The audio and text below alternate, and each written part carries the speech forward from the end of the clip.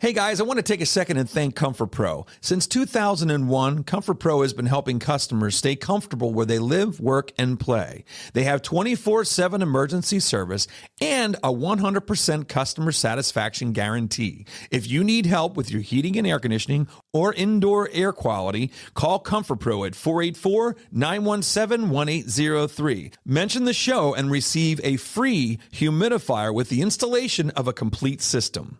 Okay, here we go. You ready? Yep. All right, here we go. From real estate Affects the market as a whole, which then sometimes will affect the tenant. Right. It'll come in. to real life. We all learn in different ways. If you think about it, Wayne Dyer might not attract everybody. And everything in between. The mission was really to help people just to reach their full potential. The Brad Weisman Show.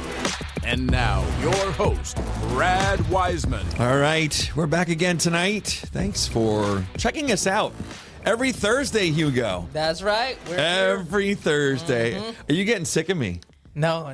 You're not? How could I? Oh, that's very sweet. That's so sweet. It's not what you would like. Now pay me my money. Yeah, exactly. Now pay out. Exactly I like actually you did told get an invoice last night. I guess that's why he said that. Holy crap. But no, we got a repeat guest here today. You know that? Yes. Yes. It's actually very interesting because she was here just a little bit ago. I'm going to say a couple months ago. And she was going up for a candidate to be judge, Common Pleas, I believe it is, Common Pleas judge for Berks County. She actually won the Republican candidacy for Common Pleas judge. And she will be going up against Eric Taylor, who is the Democrat candidate. So, Kathryn Lehman, welcome back to the studio. Thank you so much for having me back. Yes, this is great. So, congratulations. Thank you. Yeah, so we've talked a little bit since then. Couple different places we bumped into each other, and that had to be an incredible night. It was. Yeah, it's stressful, Yeah. but very rewarding. Yeah, and we are just happy to be on the other side of it. yeah, Yes. I bet. Did you think that you would win? You won by a pretty good amount, I would say. Did I think that I was going to win? Well, you're going to go. You go into it winning. I would think you're going to win. You're going to win. But was there a time that night where you thought you weren't going to win? So I did my very best not to ever look at any of the numbers until they were pretty close to being in.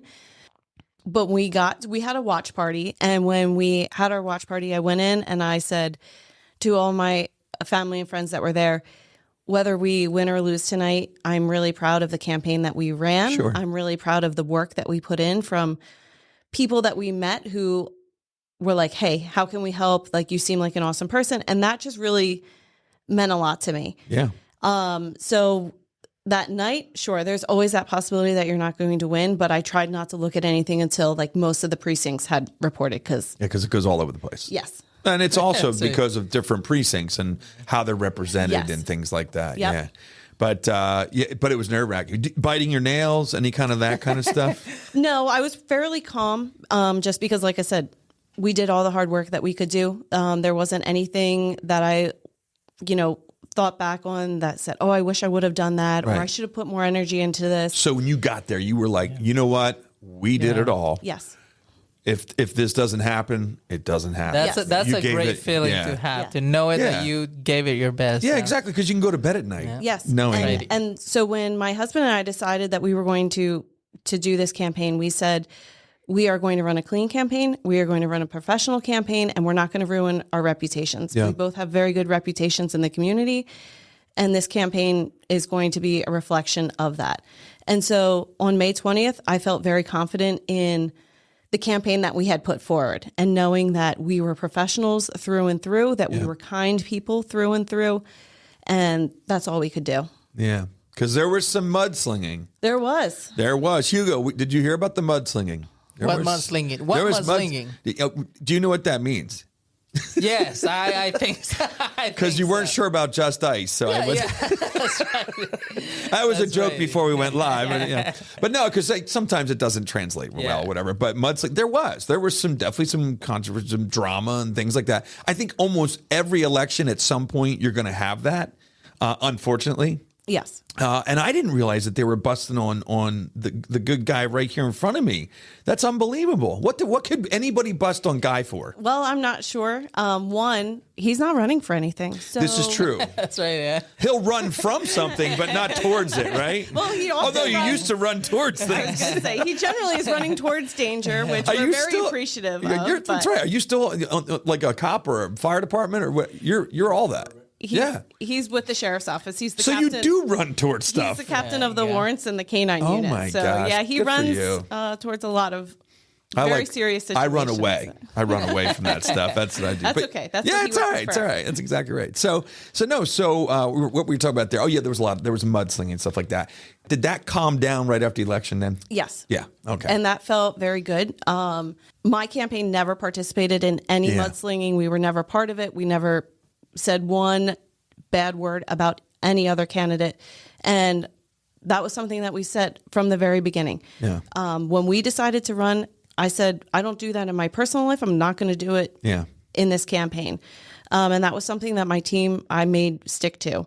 That was the worst part of running. And every morning I would wake up and the first thing I would do was check Facebook, and it was for negative comments. And Yeah. that's really a shame. It's because again, I'm not running on anything other than my qualifications and experience. And if that resonates with the public and they want that in their next judge, Yeah. that's all I can do. Absolutely. So the mudslinging really takes effect on a person. And, they say, As much as you try and ignore it, right? absolutely. People Yeah. can say ignore it, but I'm not a terribly emotional person Yeah. in that kind of aspect, but it still weighs on you. And random people would say F you, like send emails saying F you. And of course they were anonymous, but like, That's crazy. Yeah. I don't even know you. Yeah. It's not necessary. Yeah. And also, I think sometimes when you when somebody is dissing somebody that you care for, it's a lot of times you can take it yourself if it's about you. But when you start busting on, they always say, like, as somebody, it's a parent. When somebody busts on my kids, it's a lot different than busting on me, Right. or my wife. If they Right. bust my wife, if they bust on me, it's like, okay, whatever, Right. it's fine. But when it gets to the next level, that's not cool. And I believe in that in all politics. You see people that bring the children into, into the whole drama, and it's just not right. right. It's not right. And like I said, my husband is not running for anything. So, Yeah. I don't understand Yeah. why we're, I don't mean this disrespectfully to him, That's but all right. why are we talking about him? Oh man. He's not running. His qualifications, I his gotcha. background, Absolutely. whatever. That's not. I'm not going to call him every time I have to make a decision. Well, of course not. Yeah. I don't do that now. Exactly. So, Oh, of course she doesn't. He's like, she never has. so all that to say, like, you can say what you want about me if you don't agree with my experience, you don't agree with my Mm-hmm. qualifications, you don't agree with what I stand for. That's fair game. But he doesn't have the voice. He's not coming on your podcast Yeah. to explain his side of the story. And so I think that's really unfortunate way of politics. You know what was interesting too? I saw during the last when you've gone through the elections, is sometimes even you're not even stirring the pot for the other candidate. It's people that are supporting you that stir the pot, Yes. and you really can't control that. Right. That's a little tough. That's- But it's like it's anything in life. If you can't control it, then what are you going to do? That's the way it is. Right. That's the way it is. So moving on. So the mudslinging question's over with. We're done with that. So when's the next election? November 4th. November 4th. Yes. Okay, so getting back, who is now supporting you? Do you still have the support of John Adams and Eric Weekneck, all those people? Yes. So John Adams, our district attorney, is still supporting me. Eric Weekneck, our state representative. And I recently, as of last night, received the County Fraternal Order of Police endorsement. Oh, cool. Yeah, so that's awesome. very exciting. So I have the City of Reading Fraternal Order of Police, the State Police, and now our county. And I also recently received the Plumbers Union endorsement. Nice. So that's really exciting because that usually goes to a Democrat-leaning candidate. And so I had the opportunity to speak in front of them, and I'm really honored to have That's cool. that. That's everyday lives. Yeah. You got that right. I'm telling you what, plumbers, man, they get paid more than anybody now Yes. these days. Isn't it incredible? Seriously. Yes. You look what they make per hour. It's Yes. unbelievable. Yes. We need more people in the trades. That's definitely a Absolutely. little plug for the Yes. trades. So when you we can explain this a little bit now, because when you were here last time, we were telling everybody, look, there's no Republican or Democrat involved. But what happened after the election is that there was more Republicans that voted for you than Democrats. But you also had a really good turnout of Democrats voting for you. So that's what determined you as being the Republican candidate for judge. That's correct. Is that correct? Yes. Okay. So I had the most total votes, Democrat and Republican, but I only had the most Republican votes, Gotcha. if that makes sense. So I am the Republican candidate, but I did have a decent amount of Democrat candidates, but my one opponent obviously received the Democrat candidacy. Sure. So, and I'm really proud of that. I'm really proud that I had the most overall because I'm not a politically motivated person. Sure. I am a do the right thing person. The Court of Common Pleas, I think a lot of people get confused on it. It is a trial judge position. Mm-hmm. So politics have zero place in that courtroom. So when you're coming in for a criminal case or you're coming in for a custody case, you, the victim or the defendant or whatever party you are in that court system, you should not know what party affiliation your judge is. And if you do, that judge is doing something wrong. Yeah. Yeah, I agree with you. Yeah, and it's fun. I think what happened is in the spotlight is federal judges. Yes. And what we see in the media is the Supreme Court justices and all this stuff. And what happens, I think everybody thinks that every judge situation is the same way. And it's not. It's not. So the Superior Court and Supreme Court, even just in Pennsylvania, you do know their party affiliation because they are the ones interpreting. Mm-hmm. That's not the position I'm running for. You're not interpreting the law. Yeah, right. You're saying somebody's guilty or not guilty, but there's also we talked about this, the jurors. The jury, Yeah, the jury. Right. I think the best way to explain Court of Common Pleas is most people aren't coming into the court system because they're either victims of crimes or charged with a crime or going through a divorce. They're not. That's generally people are not coming into the courthouse. Most people are coming into the courthouse because they received a summons to appear for jury duty. Yes. The dreaded jury duty. Yes. I don't dread it. I think it's cool. I mean, to me, if I can get a couple days off and be involved in the way our system works, to me, it would be very interesting. Well, we need more people like you. Yes. But I think a lot of people feel that way because they don't know what's going to happen. Yeah. And so it is a big decision to say one of your fellow residents of Berks County is guilty of a serious crime. Yeah. That's a big deal. Yeah, and sure. I don't mean to downplay it, but that's why I'm running for judge because we need a judge and we have very good judges, but there's an open seat. And I think we need to fill that with another judge who has trial experience. Because if you think about it as this scenario, you come in for jury duty and you don't know what you're coming in for, but when you get to the courtroom, they say, oh, this individual is charged with first-degree murder. Yeah. Most people in Pennsylvania know that if I say they're guilty, they're going to jail for the rest of their life. Yeah. Or it could be a death penalty case.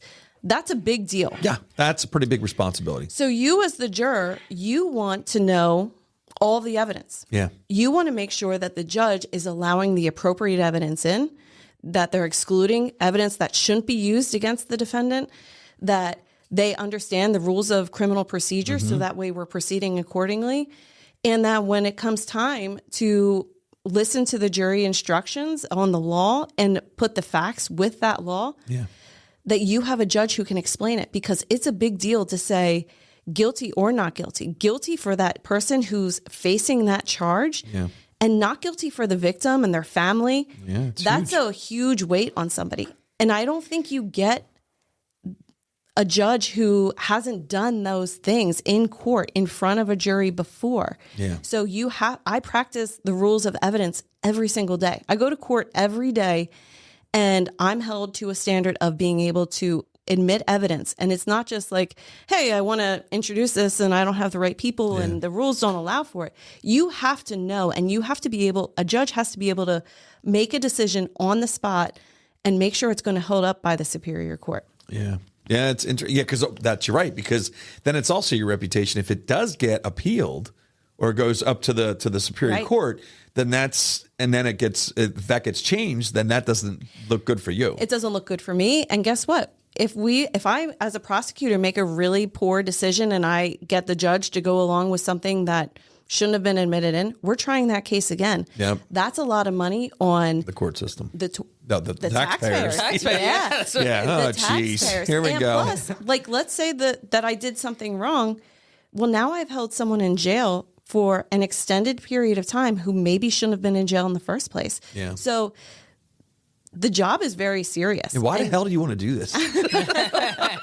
I'm listening to this going, you should just stick with where you are. It's a calling. It's a calling, Oh, Brad. my goodness. I want to do this because I love Berks County. I Yeah, grew up that's here, and we need judges because I want to go to Target and be safe when I go there. And I want to, So true. I want So my true. family to be able to do that. And I don't, during this campaign, people are like, oh, well, all the crime happens in the city. That's No, it not doesn't. true. No, and happens we everywhere. need to be able to be safe. And the only way we can do that is by holding people accountable. Now, accountable means a lot of different things, but it always means taking ownership for whatever mistake you made. Yeah. And It's so- interesting you said it, but if you ever, I always look in the newspaper when there's these big drug busts, things like that. And it's amazing how many people don't live in the city. Yes. In those drug busts. Oh, You'll see absolutely. Sinking Spring. You'll see Wilmersdorf. You'll see Rabazonia. You'll see all these different places. And it's amazing. But a lot of them are not in the city. Right. They're your neighbor. They're and your you next don't door even know neighbor it. that you have no idea. Yes. But no, it's crazy. It's really crazy. So speaking of that, you actually were the lead prosecutor on Berks County's largest fentanyl bust. That's correct. That's incredible. Yes, it was awesome experience. We seized over 4 kilos of fentanyl. Which could kill the whole county, probably. Oh, absolutely. Right? Yeah. It only takes 0.03 grams. That's enough to fit in like your fingernail.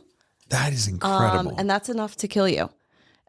So we That's crazy. executed a search warrant, seized 4 kilos of fentanyl, a ton of cocaine, a ton of synthetic.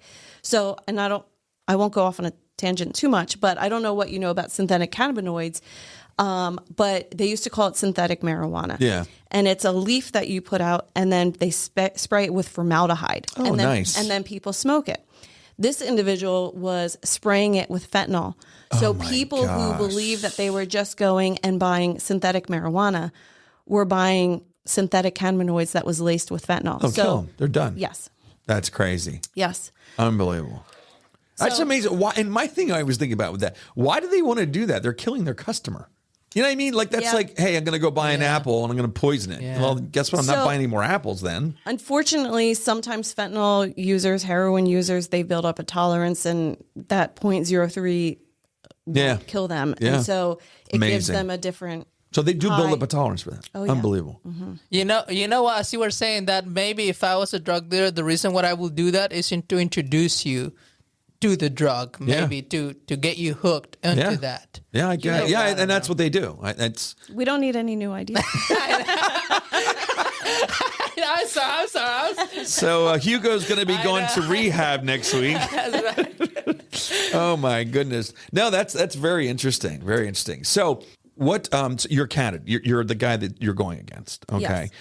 What are the differences between the two? I think a lot of this, the trial experience that you're bringing up, that you have that experience, and your opponent does not really have that kind of experience. That's correct. Is that correct? Yeah. So we both worked in the public defender's office Yeah. I worked there for 5 years. I don't know exactly how long. He was over 5 years, Yeah. but I don't know exactly his years. And then I went to the district attorney's office, which is a different transition. But that kind of plays into my social work background that we talked a little bit about last time. Yeah. And so I'm the only candidate who's been a district attorney. I'm the only candidate who's held individuals accountable for their actions, who's prosecuted a case. And the big thing about that is whenever I go into the courtroom, I have the burden. The Commonwealth always bears the burden of proving someone guilty. And that's not an easy task. And I don't mean to pat myself on the back, but it's not an easy task. And I think even more importantly is all of my convictions have been upheld on appeal, meaning they've been found guilty by a jury.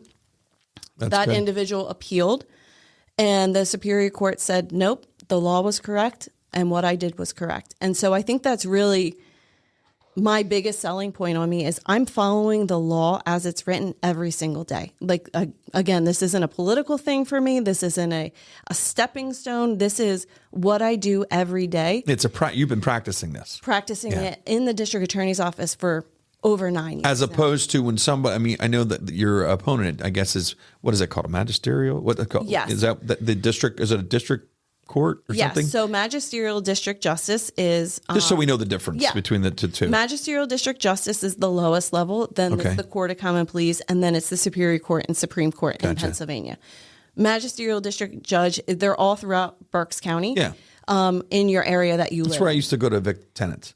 Yes. Yeah. When you evict Only because they weren't paying. It wasn't like I'm like some badass or something. No, it was when they weren't paying, and then I would have to do. And I didn't like doing it, but I would have to go there. Yeah. Yeah. So, and that you don't have to be a lawyer to do that position. Right. So anyone who lives in that area and is an adult can run for magisterial district judge. Right. The Court of Common Pleas, like I said, is the trial judge, and then Superior Court reviews what the trial court has done. Gotcha. Yeah. Wow. So even Brad could be that kind of. Yeah, I could be a. We don't. You Nah, I think I'm good. MDJ I don't think Weisman. I don't think I'd like to wear the robe. I just. So let's talk about that. What's the deal with the robe? I don't know. Is that just from back in the George Washington days? Like that's what they wore? Yeah, and then Thank God they got rid of the guys wearing the Well, I was told wig. I have to do that. No, I'm What? just kidding. Oh my God! No, that's crazy. Yeah. I need one of those, but but the robe is just. I think in my mind when I was thinking about asking that question earlier today, I was like, yeah, what's the deal with the robe? And I think maybe what it is to differentiate you from everybody else. Right. And I think it's a symbol of importance. And I don't mean that in No. I know what you mean. There's a standard when you come into the courtroom that, respect. Right. Yeah. And unfortunately, I think we're getting away from that. So I like the robe in that aspect. Yeah, definitely. I'm not saying I don't like it. No, I know. But I think, so often we've become so casual in. Yes. Think about when COVID hit and everyone was doing, Zoom or Teams and people were showing up in their pajamas. And I'm sure everyone has seen the video of the lawyer who couldn't change their filter from a cat. And and obviously that was a mistake. But we've become so casual that I think the courtroom is still something that represents like the seriousness of why you're in there, because it's not a commonplace. Are your kitchen and bathroom remodels a little overdue? Well, now's your chance to call First Response Contracting. John Sellers will take care of you. 484-256-7136. They do residential and commercial, and they're licensed and insured. Give them a call at 484-256-7136. And there is like a whole. I've been in courtrooms as a witness, not as anything bad, but been in courtrooms, and it's I think it's cool how it's definitely a way that they address the judge and things like that. And it's funny to see that because you always think of attorneys as being like and all of a sudden they're like, Your Honor, yes, they're like cowering, Your Honor, yes sir, no sir, you know what I mean? It's just funny, right? But it's cool. It's a respect. Yeah, I get it, totally get it. So you have a question, don't you, there? I have many questions that I'm going to limit myself. You're not going to do any more jokes, are you? No. Okay. Something I never understood was the different degrees when life is taken. I know there's like murder, there's homicide, there's first degree, there's second degree, but I never knew what makes one or the other. Okay. So one of the things you just said, murder and homicide, they're kind of synonymous. Homicide means the intentional killing by another. Ah, okay. So suicide would be the intentional killing of oneself. Homicide is the intentional killing by another. So murder of the first degree is the intentional killing of another person. Murder of the second degree is, for instance, it's usually a felony is committed, and in incurrence of that felony, someone dies. So like you go in and you plan to just rob the gas station. And during the process, you end up killing the clerk. Your plan wasn't to kill the clerk, but in the commission of committing that robbery, you've killed the clerk. Oh, okay. It was not premeditated. Yeah. Right. Ah. And then there's third degree murder, which is you caused the death of someone else. It wasn't premeditated, but you acted with a cold heart, so to speak. And they don't mean like callous. They mean like you weren't planning it, but you meant when you fired that gun, you should have known that it was going to kill someone, but you didn't mean, like you didn't set out that day to go kill that person. Gotcha. Gotcha. Yeah. So they call it a wickedness of the heart. Okay. Wickedness of the There you heart. go. There's There one. you go. Yeah. Don't It's like do a- that. it's like a song, Don't do right? that, Hugo. No, wickedness of the heart over there. Yeah. Now, I have one more question. When I have always thought in growing up in Guatemala, the exposure to both the crimes and the processing of the perpetrator was a little bit more raw, and I always thought like, is there such a thing as exposing? Is there such a thing as a program to show young men the consequences of certain actions? Because I always thought, I was exposed to that in Guatemala, but here I don't know if there's some things that for whatever reason it cannot be done. But when police came to my school to speak, it was serious, and it made me really open my eyes. I wonder if there's. You mean like kind of telling them what happens if you do this, and this? Yeah. Or It's a even good allowing thing. them to come into the courtroom to see sentencings or something like that. I don't know, but it was just a thought. It's a good question. It's we don't do and I don't know why, to be honest with you. I think that's a great point. Mm-hmm. We do, the district attorney's office does go into schools, and we talk about, unfortunately, we have to talk a lot about a teenager sending naked images of themselves or their Kids girlfriend. don't get that. Yes. Yep. Mm-hmm. And the everlasting consequences of doing Yep. that. So that's really where we do a lot of our outreach, because there's just so many. It happens all the time. Yeah, it happens all the time. It's can put you on the sex offender registry, Yep. and you can be 16 years old and really Yep. have ruined your life because you technically have sent child pornography. Yep. And so imagine The trying guy to get a just job. recently that just happened recently at a school. Right. There's obviously no names or anything like that, but there's a guy that's getting nailed with that, and they did pictures, they did other things, and Right. it's just stupid. You're right. And obviously, so I'm not stupid. talking about the situations where a teacher or a staff member Yeah, having yeah. inappropriate, but like you're 16 having absolutely. a relationship with a 15-year-old, and That's it. You're screwed. And so we do a lot of outreach as it relates to that type of crime. I do think, and maybe I'm wrong on it, but I do think that a lot of people know in Pennsylvania, like in Berks County, the consequences for shooting a gun, or like a murder, something like that. Most people seem to know like that's a life sentence. And but for other things, I think you're right. Like just Yeah, like like stealing preemptive, and like stuff that's stealing or getting into drugs and getting caught with drugs. What does that mean? What does that look like? I mean, it's not like you're not killing somebody, but I think sometimes maybe kids don't know, or younger adults can mess don't up your know life, that you're screwing up your life. so I actually had a case where it was a teenager charged with first-degree murder, and there were 3 of them, and 2 fired down the middle of the street. And one of them I had the opportunity to speak to, and I said, what if someone would have walked out of their house, or like a car was driving by? And they said, oh, I never thought about that. And I Unbelievable. thought, but that's the problem. yeah. They were 16 years old, and the thought that their bullet wouldn't go to their intended target rather than hit someone randomly was crazy. really crazy. It's crazy. Very crazy. Catherine, one last question. I know one last question. So are you either as a prosecutor or as a judge, will you have the opportunity, how whenever, despite your position, your involvement in the case, that you want to talk to that person, whether it's the perpetrator or the victim, not as an official position, but just from human to human. Like when you see, the shame or what a shame it is that a person, are you as a prosecutor allowed to say, hey, to give a personal message or to have a personal conversation? So I can't talk to somebody if they're represented by a defense attorney. But one of the things, and like I said, I'm pretty sure we discussed it last time, is I actually was a social worker before I went to the we public did talk about defender's that, office, and then I went to the DA's office. And the reason I switched from the public defender's office to the district attorney's office, is because I was still relying on someone else in the district attorney's office to make a good decision for what I perceived as someone who had a fighting chance at life, and they were just dealt a bad hand initially. Right. So what I do now is if that defense attorney can bring me something and saying, hey, this 18-year-old is really trying hard. This is their situation. Yeah. What do you want from them? I generally say, I want them, unfortunately, I've had a couple 18-year-olds who are still high school students. So I say, I want them to graduate. I want them to have a plan for after they graduate.